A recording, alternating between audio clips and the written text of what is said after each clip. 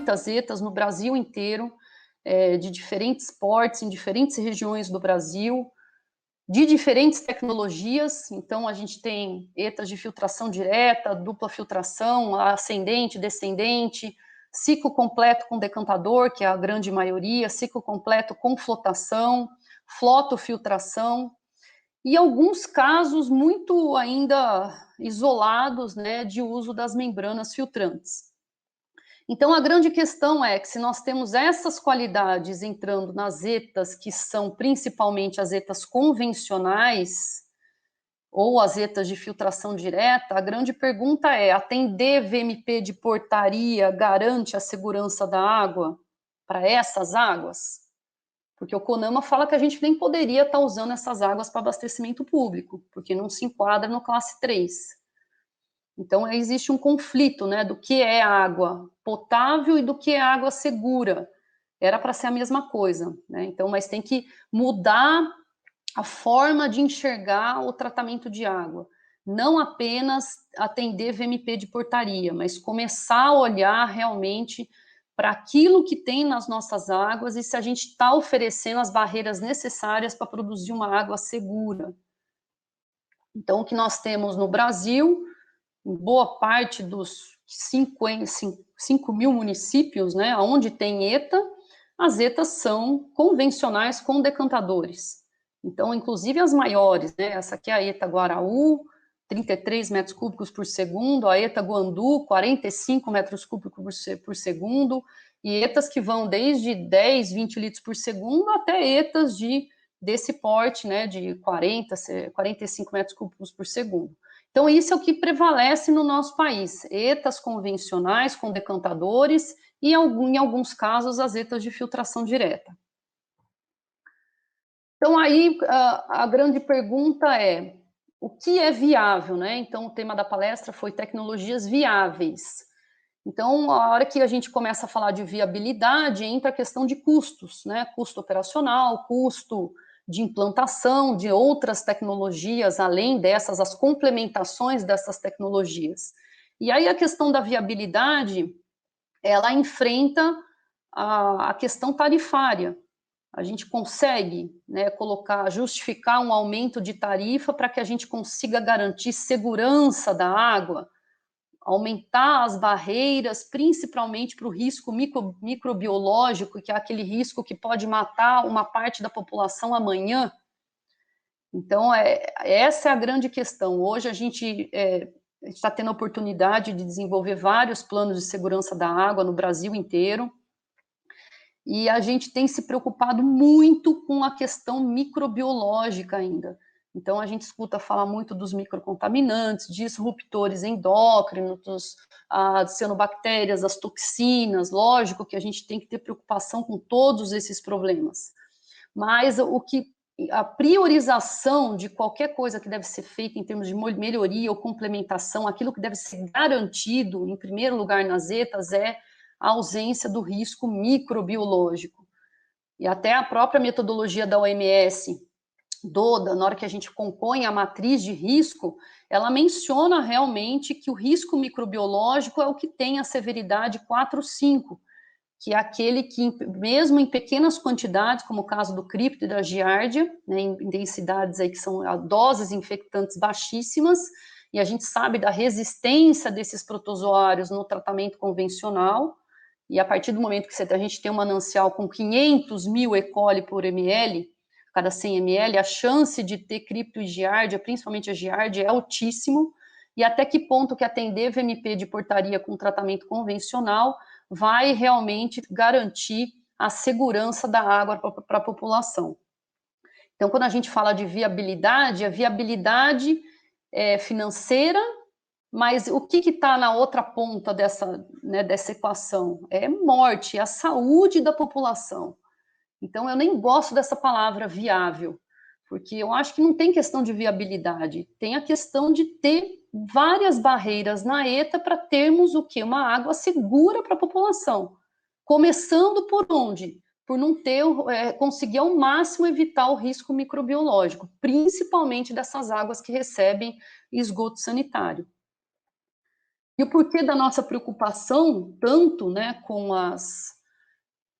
os protozoários, porque o nosso cloro, né, que é maravilhoso, então eu falei, toda vez que eu sinto o gosto de cloro, né, nas nossas águas aí distribuídas, né, quando a gente viaja, eu falo, graças a Deus, vírus e bactéria, a chance de ter é muito pequena, mas a questão da resistência, né, do cloro livre, né, na desinfecção de cripto e giardia é uma preocupação, porque eu vou mostrar para vocês que as nossas ETAs estão operando muito mal.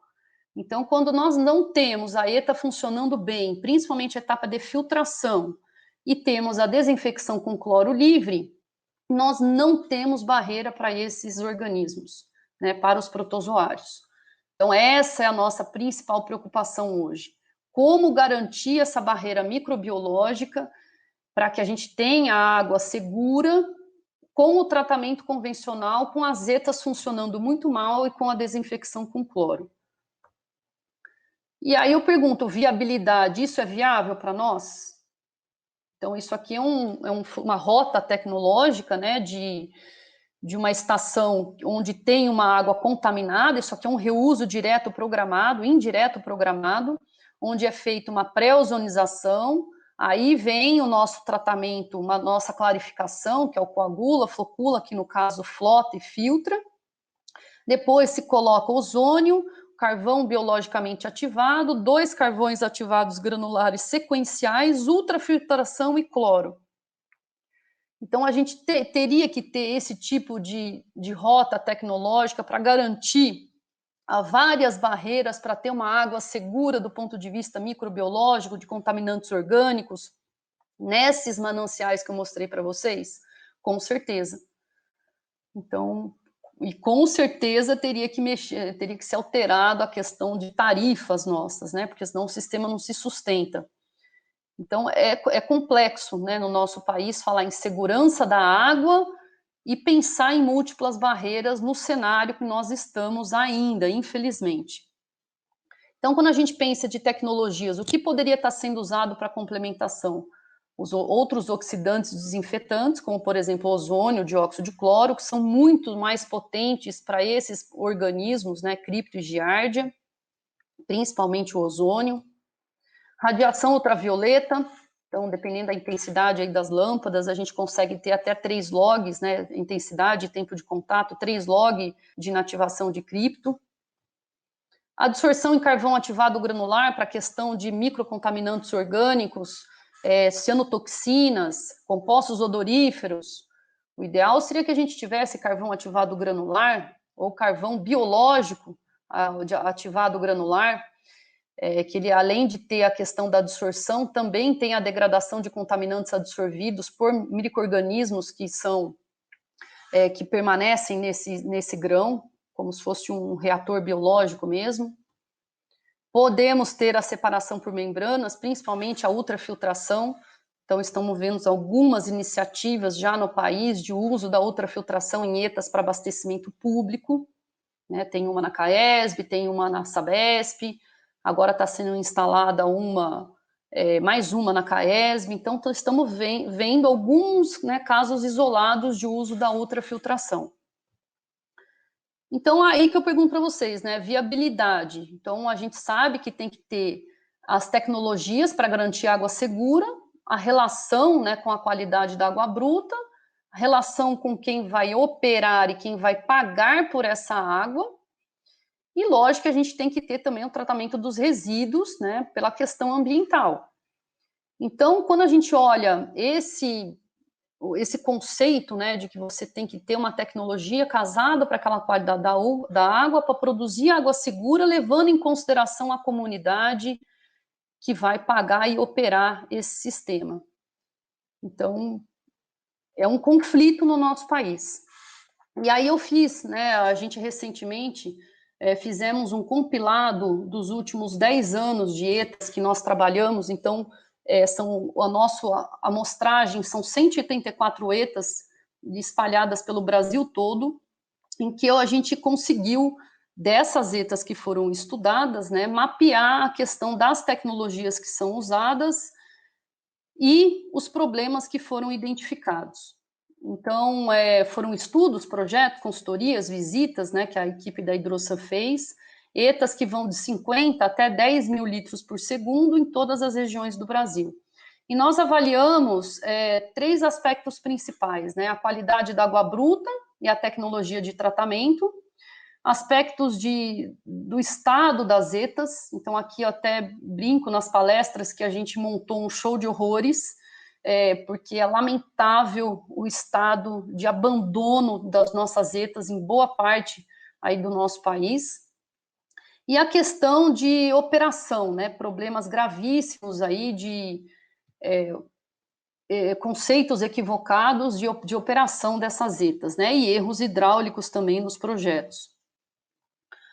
Dessas 184 ETAs, né, dessa amostragem nossa, 92% delas são convencionais com decantadores, 8% de filtração direta, em que nós temos 46% dessas 184 usando apenas a pré-oxidação com cloro, 3% pré-oxidação com dióxido de cloro, a absorção em carvão ativado, nós temos 17%, e sem nenhum tipo de pré-tratamento, 34%. Nenhuma delas com ozônio, nenhuma delas com UV, nenhuma delas com membranas, nem CAGE, nem CAB, que é o carvão biologicamente ativado. Então, vou mostrar para vocês algumas, né? Essa aqui é uma ETA de 900 litros por segundo, com pré-oxidação com cloro, mas ela não consegue chegar no breakpoint, então, nos momentos em que a amônia aumenta, a partir de 2 miligramas por litro, já tem a formação do cloro combinado, sendo, né, distribuído para a população, além do problema de não ter nem a inativação, perder poder de inativação até de vírus e bactéria, tem um problema organoléptico também, a formação das cloraminas, tem fenol, E. coli acima de 20 mil e OD, em alguns casos, menor que 2 miligramas por litro. Então, não tenho dúvida que o risco microbiológico desse sistema é altíssimo. E aqui é um aspecto do decantador na época que realmente o manancial fica com essa qualidade, e a tendência é de formar essa espuma, esse lodo flotado em cima do decantador. Aí, boa parte desse material cai no topo do material do meio filtrante. Então, aí a única barreira que a gente teria na ETA, né, principalmente para a questão dos protozoários, que são os filtros, começa a ter problema em filtro por causa do carreamento desse material aqui dos decantadores para o topo do material filtrante. Isso aqui é uma outra ETA, também com manancial extremamente contaminado, 1.000 litros por segundo, né, amônia, o que é padrão? É carbono alto, carbono orgânico total alto, nitrogênio amoniacal alto, E. coli alto e OD baixo. Esses são os 4 parâmetros aí que mostram a qualidade desses mananciais que recebem grandes aportes aí de efluentes domésticos, né, sanitários, ou efluentes industriais também. Aqui é o canal de água decantada, onde a gente tem uma quantidade enorme, provavelmente, de surfactantes também na água bruta. Aqui é o decantador, assim como no outro caso, uma boa parte desse material do floco formado flota ao invés de sedimentar, e aí o mesmo problema, uma parte desse material flotado acaba indo para os filtros, porque o decantador foi feito para remover o floco que sedimenta e não o floco que flota. E aí começam as aberrações, né? Aqui a gente está tendo já a quantidade de amônia que tem, então acima de 10 miligramas por litro, e a hora que a gente vai para a bancada para entender quanto que eu tenho dosar de cloro para conseguir eliminar, então, o cloro combinado, a amônia, né, e o cloro combinado, a gente chega, então, 129,6 miligramas por litro de cloro para conseguir chegar no breakpoint. E um outro aspecto dessa ETA, nós monitoramos o carbono orgânico ao longo do tratamento, e a gente vê que a água é potável, porque atende VMP de portaria, com a turbidez abaixo de 0,5, a cor abaixo de 15, e a gente tem carbono orgânico de 10 miligramas por litro na água filtrada. Então, que aqui essa última amostragem que foi feita. Então, o que significa? A água é segura? Com uma ETA convencional com essas características? De jeito nenhum. Mais um caso de ETA de 100 litros por segundo, já uma ETA pequena, com manancial de péssima qualidade. com a grande quantidade também de surfactantes, tanto porque ela fica espumando, né, nessa época de estiagem. Esse é um outro caso, né, de manancial onde aparecem as florações das cianobactérias e microalgas. Então, densidades aí em torno de 10 a quinta, né, de um açude, né, de um reservatório. E aí a gente tem a água filtrada, tratada da ETA, saindo até com 32 mil células por ml. Então, isso aqui é uma ETA de ciclo completo, onde foram desativados os floculadores e decantadores, em função de uma incompatibilidade, né, de águas eutrofizadas com baixa turbidez, sendo tratadas, né, em decantadores, e hoje opera com coagula e vai direto, bypassa e vai direto para os filtros. E nós temos aí valores, né, até de 32 mil células por ml na água indo para a população. Então, desse ano, bactérias. Esse aqui é um outro caso, agora já falando até de tecnologias, isso aqui foi um projeto nosso feito para esse tipo de manancial contaminado. Eram 2 ETAs, né, as duas mais ou menos tratando em torno de 600 litros por segundo. O projeto era um projeto de melhoria e ampliação para 1.000 litros por segundo. 2 ETAs convencionais, né, uma da década de 1940, a outra de 1960, 70. E aí nós convencemos, né, com muito esforço, o cliente a ampliar o sistema. Então, toda a parte hidráulica do convencional foi alterada para possibilitar o tratamento para 1.000 litros por segundo, mas também conseguimos propor complementações ao tratamento convencional em função da qualidade da água do manancial. Então, foram construídas unidades adicionais de pré-oxidação, e também uma unidade de pós-desinfecção com ultravioleta na saída dos filtros. Então, de novo, viabilidade. Esse projeto aqui foi feito em 2014 e até hoje não saiu do papel. Então, com certeza, alguém achou que não era viável, tá? Então, esse aqui foi a primeira unidade que a gente acrescentou, para poder ter um tempo de contato, não só pensando na barreira, um CT pelo menos para cripto e giardia com dióxido de cloro, mas também a aplicação do cloro em função da amônia. Então, depois desse tempo de contato de 30 minutos com cada um desses oxidantes, aqui na hora de dividir a vazão para os 2 sistemas, foi prevista também a aplicação de carvão ativado. E aqui foi até um estudo que foi feito na época com o sistema Hidrogeron, que mostra realmente o potencial desse sistema, em que a gente foi para laboratório e comparou as dosagens, de novo, absurdas, né, para chegar no breakpoint, e a gente conseguiu, em relação ao cloro comercial, uma redução de 15% em relação do hidrogeron em relação ao hipoclorito de sódio líquido comercial, mas com dosagens ainda absurdas para conseguir chegar no breakpoint, né? A amônia em torno de 8,54, a gente chegou no breakpoint com 110 miligramas por litro de cloro, e quando foi com o hipoclorito de sódio comercial, 130 miligramas por litro. E aí a gente até tentou também passar pelo convencional e propor uma câmara de desinfecção com breakpoint, com tempo de contato que conseguisse chegar no breakpoint na pós, para tentar evitar o contato do cloro com grande parte desses contaminantes, que também aumenta a formação de subprodutos.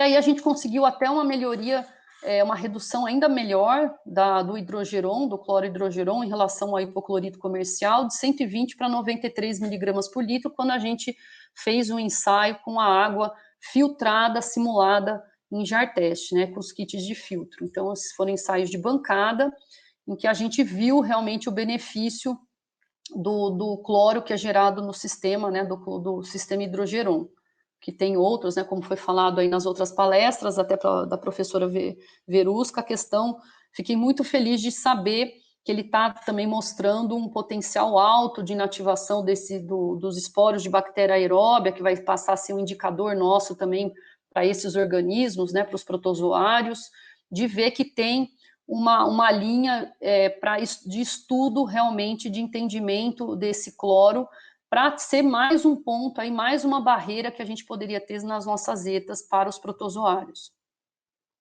Nessa ETA também a gente projetou, então, o sistema de UV, para uma potência, um tempo de contato, para ter 3 log de inativação de cripto a mais.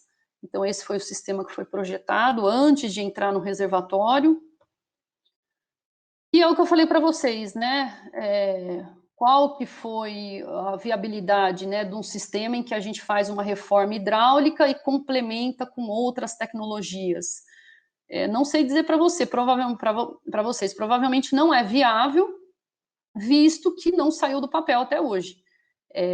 Eu sei que a cidade precisa dessa ETA reformada, operando com 1.000 litros por segundo, mas até hoje isso não aconteceu, nem a reforma, tampouco as melhorias necessárias, né? Reforma e ampliação. Esse aqui já é um projeto atual, né, que está a nível de estudo de concepção, estudo de viabilidade ainda. É um manancial eutrofizado que chega a ficar com 800 mil células de cianobactérias por ml.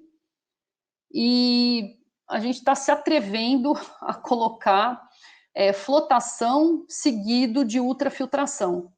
Então, é uma iniciativa que eu falo para vocês, isolada ainda, não sei dizer ainda custo, porque estamos levantando, junto com outros parceiros, qual seria o custo de um sistema desse para 550 litros por segundo, mas é já um pedido do cliente em função até da exigência que o cliente está colocando de atendimento, não só de portaria, como outras restrições.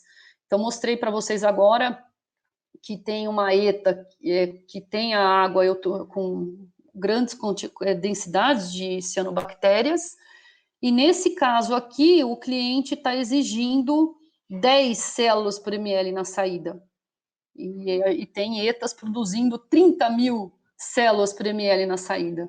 Então, realmente, o convencional é totalmente inadequado para atender os limites que estão sendo impostos aí nesse edital.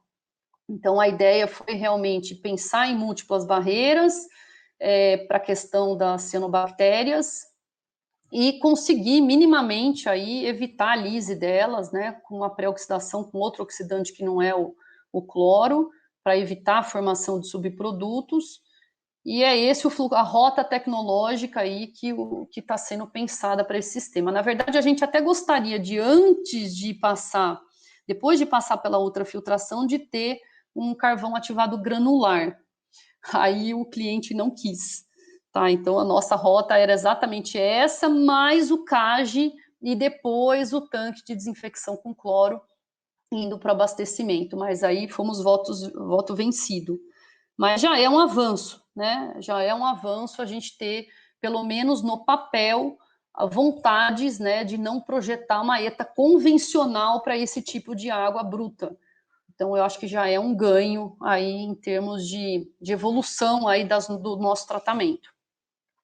Esse foi um outro caso que também não saiu do papel, aquele manancial 2 que eu comentei com vocês, que é a maior densidade de E. coli que eu já vi, nunca tinha visto um manancial com essas densidades, e a gente propôs uma complementação do tratamento convencional com ozônio, cloro e carvão ativado granular, tanto para a questão dos surfactantes, como o breakpoint do cloro, e a questão do ozônio aí como uma barreira a mais aí para os patogênicos.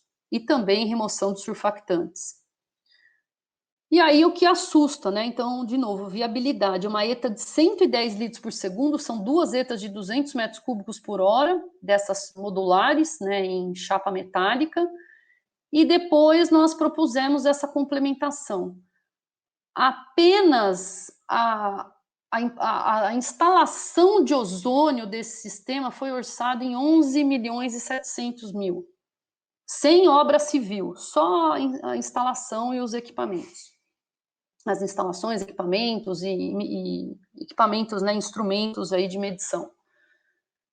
Então, de novo, viabilidade, né? Não sei dizer para vocês. Eu acho que para o que a gente vai mostrar do estado das nossas ETAs, isso aqui está muito longe ainda, muito. E aí o que eu tenho falado muito também nas palestras é a respeito de que a gente não faz nem o convencional direito. Né? Uma coisa, olha, eu preciso complementar, mas o meu convencional, dentro daquilo que a ETA convencional oferece de barreira, eu estou operando maravilhosamente bem. E não é isso que a gente vê nas ETAs. Então, é o show de horrores que eu falo para vocês, não só de estado de abandono, como também de eficiência dos nossos sistemas. Então, hoje, a gente mal consegue atender o 05, e aí tem a palavrinha que disseram que vai ser eliminada da revisão da portaria, que vai entrar agora, parece que vai ser publicada em abril, né, a revisão da nossa portaria, que é o preferencialmente, individualmente nos filtros, parece que vai passar a ser uma exigência, sempre que for possível, a medição individual dos filtros, e não mais a água filtrada geral. Então, mas a gente não consegue nem a água filtrada geral, 0,5 e 95% das amostras, e tão pouco a questão do máximo em torno de 1. A gente tem várias anomalias, né, no sistema, principalmente na unidade de filtração, que a gente ultrapassa o 1 de turbidez na água filtrada. E aqui é só para fazer uma comparação do que está acontecendo, né? Isso aqui é um documento da EPA, agora de 2020, em que eles colocam que para o sistema conseguir ter até vamos dizer assim, ser considerado uma eficiência a mais na remoção de cripto, de meio log, esses são os parâmetros que a EPA fala que tem que atender. Então, ele fala, olha, você quer ter o crédito mais 0,5 de log, tem vários prêmios, eles dão prêmios para os sistemas que operam dessa forma. Então, ele fala que a água combinada, a água filtrada geral, tem que produzir turbidez abaixo de 0,15 em 95% do tempo das amostras no mês, e a água filtrada individual também e nunca superior a 0,3, em 2 medidas consecutivas a cada 15 minutos. Então, isso é o que está sendo feito, né, em outros países aí para garantir a eficiência, né, de remoção de protozoários nos filtros. E a gente não consegue nem o 0,5, mas quase morre para conseguir o 0,5 em 95% do tempo da amostra da água filtrada geral. Então, daquelas 184 ETAs, apenas 2% a gente considera que está atendendo menor que 0,3. Então, dá para contar nos dedos mesmo as ETAs que não estão com a unidade de filtração com problemas, que é o coração da nossa ETA convencional. Então, aqui são as anomalias, né? O que a gente encontra em filtro? Taxa de filtração elevada, então a maioria das ETAs estão operando com sobrecarga.